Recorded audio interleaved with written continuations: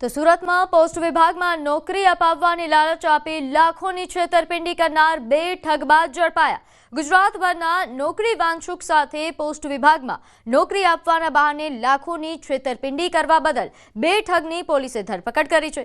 આરોપી બ્રિજેશ પટેલે કોમ્પ્યુટર એન્જિનિયરિંગનો અભ્યાસ કર્યો હતો અને તેને એથિકલ હેકિંગ તથા સોફ્ટવેર ડેવલપિંગનું જ્ઞાન હતું। આ જ્ઞાનનો ઉપયોગ કરીને તેણે મિત્રની મદદથી પોસ્ટ વિભાગની નકલી વેબસાઇટ બનાવી।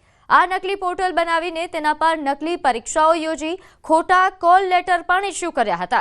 તેઓએ 20થી વધુ લોકો પાસેથી 16.90 લાખની છેતરપિંડી કરી છે। હાલ લોકોની ફરિયાદના આધારે અઠવા પોલીસે ગુનો નોંધીને બંને આરોપીઓને ઝડપી પાડી વધુ તપાસ હાથ ધરી છે। તો અમદાવાદમાં 4 કરોડથી વધુની છેતરપિંડી કરનારની આર્થિક ગુના નિવારણ શાખાએ ધરપકડ કરી। આરોપીએ 15 જેટલા વેપારીઓ પાસેથી 4.58 કરોડનું કાપડ ઉધારમાં ખરીદીને નાણાં ચૂકવ્યા વિના જ છેતરપિંડી કરી હતી અને બાદમાં અમદાવાદ છોડીને બેંગ્લોર ફરાર થઈ ગયો હતો। જોકે આરોપી સનીએ ત્યાં પાસપોર્ટ માટે અરજી કરતા પોલીસને જાણ થઈ અને ત્રણેયની ધરપકડ કરવામાં આવી।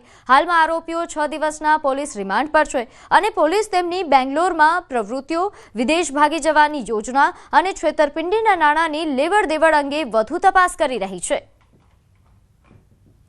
ટેકનિકલ એનાલિસિસ અને બાતમીદારોનું નેટવર્કથી આ કામના આરોપીને બેંગ્લોર ખાતેથી પકડી પાડવામાં આવેલો છે।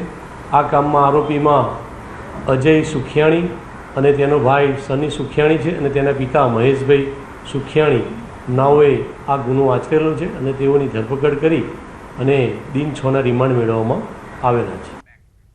તો સુરેન્દ્રનગરમાં સિયુસા ટીબી હોસ્પિટલ બહાર રિક્ષા ચાલકોએ હલ્લાબોલ કર્યો। 2 દિવસ પહેલા દર્દીની ખબર કાઢવા આવેલા રિક્ષા ચાલકના સગાની હોસ્પિટલના સિક્યોરિટી સ્ટાફ સાથે રકઝક અને બોલાચાલી થઈ। તે દરમિયાન હોસ્પિટલના 5 જેટલા સિક્યોરિટી સ્ટાફ દ્વારા રિક્ષા ચાલકને માર મારવામાં આવ્યો, જેની પોલીસ મથકે ફરિયાદ નોંધાઈ, પરંતુ યોગ્ય કાર્યવાહી ન થતા રિક્ષા ચાલકો રોષે ભરાયા છે અને માર મારનાર સિક્યોરિટી સ્ટાફ સામે કડક કાર્યવાહી કરવા માંગ કરવામાં આવી છે। નહીં તો રિક્ષા ચાલકો હોસ્પિટલમાં દર્દીઓને લાવવા અને લઈ જવા પર પ્રતિબંધ મૂકવાની ચીમકી ઉચ્ચારી રહ્યા છે। 2 દિવસ પહેલા ફરિયાદ કરેલ છે, હજી કોઈનો અમને ન્યાય મળ્યો નથી અને રિક્ષા અમારી એકે આ સ્ટેન્ડની અંદર જઈ શકતી નથી અને બીજી રિક્ષાઓ અંદર જાય છે અને અંદર 50-50 રૂપિયા કમિશન બાંધેલા છે લોકોએ, એટલે એમની રિક્ષા જવા દે અને અમારી રિક્ષા જવા નથી દેતા અને મન ફાવે મા બેન અમારી ગારો પણ અમને આપે છે અને આવી રીતે મારી લે મન ફાવે। આની પહેલા પણ એક રિક્ષાવાળાને મારેલો છે, ફરિયાદ પણ કરેલી છે, તોય કઈ નથી। આ બીજો મારા ભાઈનો હાથ ભાંગી નાખ્યો, તોય છતાં કોઈ જાતની કાર્યવાહી નથી થઈ। મારી માંગ એ કે મારો આંગળો ભાંગી નાખ્યો બરોબર, મને હાથમાં ફ્રેક્ચર અને રિક્ષા વાળા ઉપર ત્રાસ કરે બરોબર, આવું બધું કરે છે, એનો ન્યાય અપાવો। 15 દિવસ પહેલા એક રિક્ષાવાળાને માર્યો, 1 મહિના પહેલા એક રિક્ષાવાળાને માર્યો, એ પણ ફરિયાદ કરી છે બરોબર, પણ કોઈ આમાં કોઈ રસ લેતું નથી। હડતાલ કરવાની, રિક્ષા અંદર જવા જ નથી દેવાની, રિક્ષા ફરવા નથી દેવાની। તો જામનગરમાં કોંગ્રેસ કોર્પોરેટરનું વિરોધ પ્રદર્શન। કાલાવડ નાકા બહાર આવેલ જર્જરિત પુલ તાત્કાલિક મરામત કરવા માટે માંગ કરવામાં આવી। રિનોવેશન કામગીરીમાં વિલંબ થતા વિરોધ પ્રદર્શન થયું। કોર્પોરેટર જૈનમબેન ખફી અને અસલમ ખિલજી સહિતના કોંગ્રેસ નેતાઓએ કાલાવડ નાકા બહાર દેખાવો કર્યા। રસ્તા રોકીને વિરોધ કરી રહેલા વિપક્ષી કોર્પોરેટરની સ્થાનિક પોલીસે અટકાયત પણ કરી। મહાનગરપાલિકા દ્વારા 20 કરોડના ખર્ચે પુલ રિનોવેશન માટે મંજૂર કરવામાં આવ્યો છે। જે વસ્તુને તમે કાગળ ઉપર મંજૂર કરેલી છે તો તેને તમે હવે સ્થળ ઉપર કામ શરૂ કરાવો, તેના માટે આજે અમે રસ્તા રોકો આંદોલન કરેલું હતું। આગળ વાત કરીએ ધીરેન્દ્ર શાસ્ત્રીની માંગ બાદ વૃંદાવનમાં દારૂની દુકાનો પર હોબાળો। બાગેશ્વર ધામના પીઠાધીશ્વર ધીરેન્દ્ર કૃષ્ણ શાસ્ત્રીએ વૃંદાવનની પવિત્ર છબી બગડતી હોવાનું જણાવીને બ્રજ ક્ષેત્રમાં માંસ મદિરાના વેચાણ પર પ્રતિબંધ મૂકવાની માંગ કરી। તેમની આ અપીલને લઈને ગૌરક્ષકોના એક જૂથે વૃંદાવનના પ્રવેશદ્વાર પાસે દારૂની દુકાન પર હંગામો મચાવ્યો। અહીં સુનરક માર્ગ પર આવેલી 3 સરકારી દારૂની દુકાનોને બંધ કરાવવા માટે પહોંચ્યા અને હાલ આ ઘટનાનો વિડીયો સોશિયલ મીડિયા પર ઝડપથી વાયરલ થઈ રહ્યો છે। હંગામાની જાણ થતાં પોલીસ ઘટના સ્થળે પહોંચી હતી અને યુવકોની ઓળખ કરવાની કાર્યવાહી હાથ ધરી છે। एक वचन दे दो, जहाँ वृंदावन में अंदर जाते ही पूज्य बाबा प्रेमानंद जी परिक्रमा के लिए मुड़ते हैं, वहाँ भी एक मदिरा की दुकान है। छठी कला में प्रियाकांत जी के पूर्व में जहाँ उड़ते हैं उसके कुछ दूर पूर्व ही मदिरा की दुकान है। हम चाहते हैं इतना आशीर्वाद दे दो कि हमें आप जब बुलाओगे हम आते रहेंगे। आप 1 वर्ष के अंतर्गत उन दुकानों को बाहर निकालने का संकल्प ले दूंगा।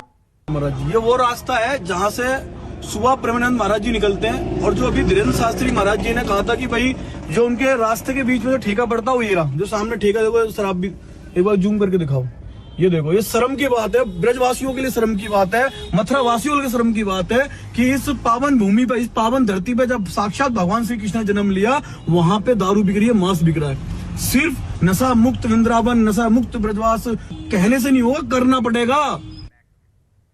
તો ઉત્તર પ્રદેશના બસ્તી જિલ્લામાંથી એક ચોંકાવનારો કિસ્સો સામે આવ્યો।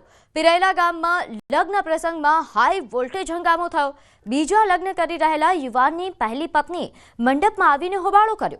પહેલી પત્નીએ મંડપમાં આવીને તેના અને યુવાનના લગ્નના ફોટો અને ડોક્યુમેન્ટ્સ બતાવ્યા, જે બાદ ભારે બબાલ થતા પોલીસ ઘટના સ્થળે પહોંચી ગઈ। પોલીસે યુવાનના લગ્ન રોકાવીને વધુ કાર્યવાહી હાથ ધરી। પહેલી પત્નીએ યુવાન પર લાખો રૂપિયા પડાવ્યાનો પણ આરોપ લગાવ્યો છે। जी, मैं इनको पहले नहीं समझ पाई थी। मैं थोड़े प्यार के जंजाल में आके मैंने इनसे रिश्ता आगे बढ़ाया और इन्होंने मेरे साथ ऐसा घात किया। और अभी हमारा केस चल रहा है कोर्ट में, अंकलेश्वर कोर्ट में, जो कि हमारा अभी डाइवोर्स फाइल नहीं हुआ है। हमारा सिर्फ 125 का केस चल रहा है और डाइवोर्स ना होने के बावजूद भी ये दोबारा शादी करने आए हैं यहाँ पे। उनकी एक शादी पूर्व में जो व्यक्ति यहाँ का रहने वाला है बस्ती का, उसके साथ हो गई थी, कोर्ट मैरिज हुई थी। तो उनका कहना ये था कि इन्होंने यहाँ पर दूसरी शादी के लिए तैयारी की है और ये शादी कल ही होनी थी।